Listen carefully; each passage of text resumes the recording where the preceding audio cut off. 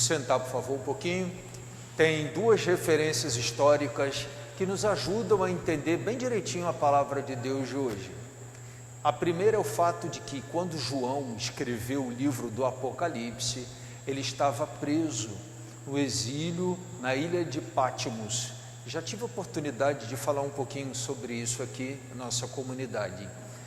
Tudo que João escrevia e mandava para as suas comunidades passava por um censor, alguém que olhava e percebia ali o quão subversivo aquilo ali poderia ser. E depois, então, passado pelo censor, é que os textos chegavam até as comunidades. O que acontecia, o que aconteceu especificamente no livro do Apocalipse? É que se tinha a impressão, às vezes, de que João não estava muito bem da cabeça, né?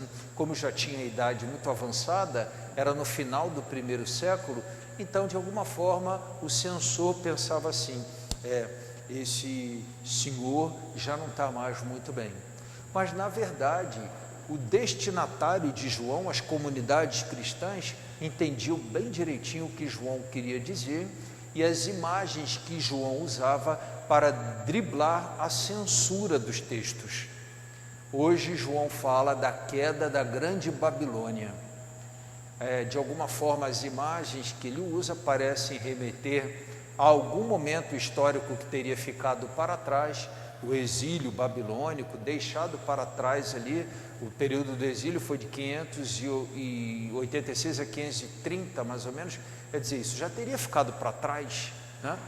Mas, na verdade, a referência de João era o Império Romano, a razão pela qual o João estava lá, exilado na ilha de Patmos.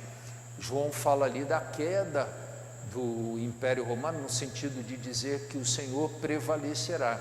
A grande Babilônia, naquele período, que era um período difícil, de duras perseguições aos cristãos, há de ruir, há de cair, e os cristãos vencerão, prevalecerão, na medida em que se mantiverem firmes na fé, daí por diante. Na verdade, João, através desse texto, usando a imagem da queda da grande Babilônia, deseja oferecer aos cristãos perseguidos força, perseverança, vamos em frente, o Senhor triunfará. Eu penso que, na verdade, o que está por trás deste texto é a ideia de que nada que se construa, que se apoie fora de Deus, tem condição de se manter de pé por muito tempo. Por mais que pareça poderoso, grande, bem alicerçado, se não é fundamentado em Deus, cai, passa. E essa é a ideia deixada por João no livro do Apocalipse. Por mais que o Império Romano dominasse praticamente o mundo conhecido naquela ocasião, João diz, cai. Como Babilônia caiu, e Babilônia era, guardadas as devidas proporções, algo semelhante ao que o Império Romano era no tempo de João, e a Babilônia caiu. Então João profetiza a queda do Império Romano, o que mais tarde de verdade aconteceu mesmo. No texto do Evangelho tem a segunda referência histórica. No ano 70 depois de Cristo, a cidade de Jerusalém foi invadida. Então a cidade de Jerusalém caiu também. E Jesus fala no texto do Evangelho de hoje que está para chegar, que a cidade cairá. Até se questiona, Jesus, mas como é que você vai reconstruir uma coisa que demorou tanto tempo para ser construída? Na verdade, Jesus está ali profeticamente falando daquilo que estava por acontecer e chamando os cristãos para não colocar a confiança no templo, na estrutura física, mas a confiança no próprio Senhor, que seja Ele nossa coluna, nosso alicerce, nosso fundamento, porque a figura desse mundo passa.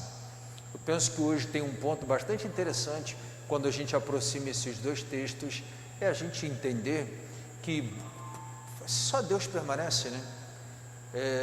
As coisas em nossa vida que não estão devidamente alicerçadas, fundamentadas, correlacionadas com o nosso Deus, por mais que elas pareçam permanentes, por mais que elas pareçam assim para sempre, bem maiores do que a nossa capacidade de mudar, de transformar, tenha confiança, Deus permanece e isso passa. Essas coisas têm um caráter muito passageiro e não definitivo. Definitivo em nossa vida é o que está fundamentado, alicerçado em Deus. As outras coisas, elas passam. A juventude passa, aquela coisa da família toda dentro de casa passa, os filhos casam, vão embora, a gente vive outros momentos. A dificuldade financeira, a gente trabalha, passa. Uma série de questões aí que a gente acha que são enormes e elas passam. E o que vai ficando é aquilo que em Deus a gente percebe que vai construindo.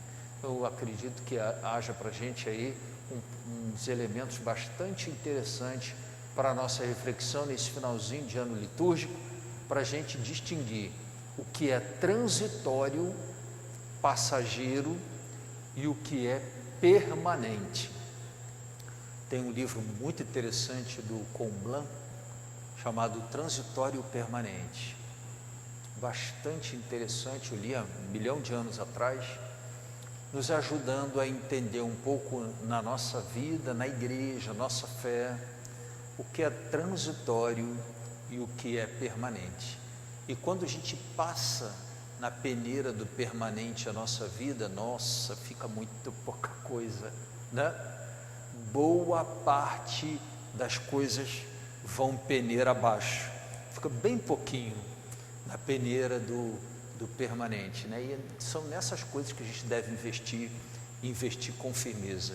Então o transitório, como está sendo dito aí, né? Como disse a palavra, sugere a palavra de hoje, cai, passa, e o permanente fica. Salvo engano meu, para a nossa homilia de hoje, eu vou colocar como tema o transitório e o permanente. Só usei as palavras propositalmente no final, mas acho que vocês entenderam bem o sentidozinho, né? Transitório, está em trânsito, né? Vai passar, vai embora.